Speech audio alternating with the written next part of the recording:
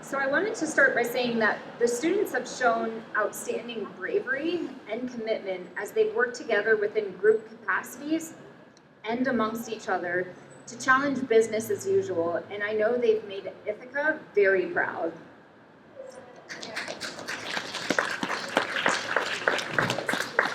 Today, I want to speak from the perspective of being a white American, not because those are the strongest identities in shaping who I am, but because they're the most prominent when it comes to my privilege and responsibility within Ithaca and as a global citizen. Students of color, immigrants, and other minorities have dominated the student movements and other organizing efforts.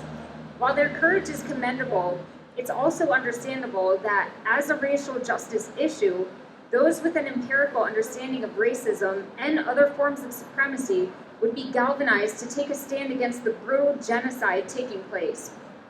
It's also concerning that some of the most vulnerable people in our community are repeatedly burdened with taking the highest risk and absorbing the consequences. Organizing this rally, I think of Mamadou Tall, who was forced to leave this country after deportation threats for his courageous activism on Palestine. And I continue to hold Jewish students and community members in my thoughts for their courageous activism and also their experience. An experience in which they're forced to deal with anti-Semitism in multiple forms, as people who have their religion perverted with a politically violent ideology, as people who are denied their right to practice their religion when they face consequences for advocating and materializing peaceful elements of their religion, and for the inevitable and unjust discrimination they may face as a response to a genocide that is perpetually branded as a war by a Jewish state to protect Jewish people. There's a difference between blame and responsibility. As an American, I don't blame myself for the atrocities taking place in Palestine, but as someone living in this country, a country that continues to provide billions of dollars, weapons, technology, used for killing innocent people, I recognize the deep complicity between the US and New York State and Ithaca mean that I am responsible for doing all that I can to help end this nightmare. Within Ithaca CJP, a group that has been going for more than 10 years, we don't believe in white saviors. We don't believe in American saviors. Like all liberation movements, we believe Palestinians will liberate themselves. However, that doesn't absolve us from responsibility. Billionaires and multimillionaires have been building European settlements within Palestine since the late 1800s, and Palestinians have been resisting colonial violence for over 80 years. I often think to myself, if a multimillionaire or billionaire wanted me out of my home, how long would I last? How long would we last? We shouldn't ever look down on Palestinians as if they're poor people who need outside intervention. What they need is for outside intervention to cease so they can thrive again, and they need the brutal occupation and genocidal tactics which have existed for decades to end.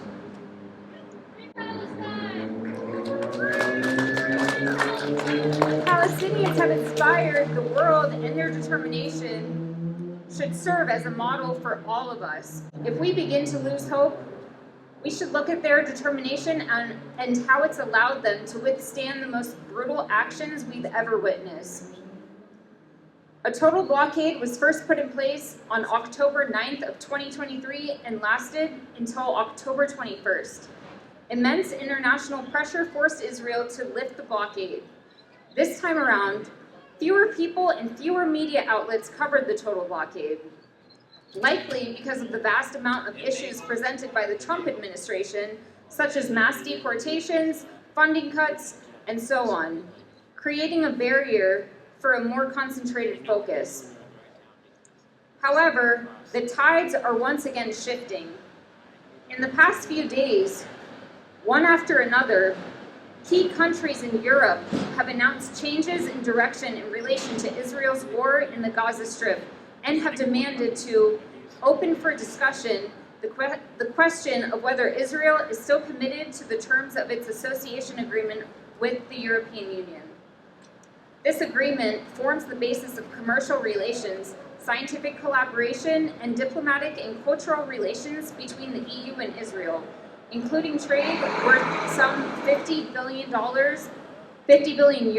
annually. The EU is Israel's largest trade partner. The reasons cited are the catastrophic conditions of Gaza, particularly tied to the total blockade, growing hunger, and preventable deaths of innocents. Public opinion on the continent is pressing governments to take substantial steps to protect the Palestinians because of the pictures coming out of the Gaza Strip.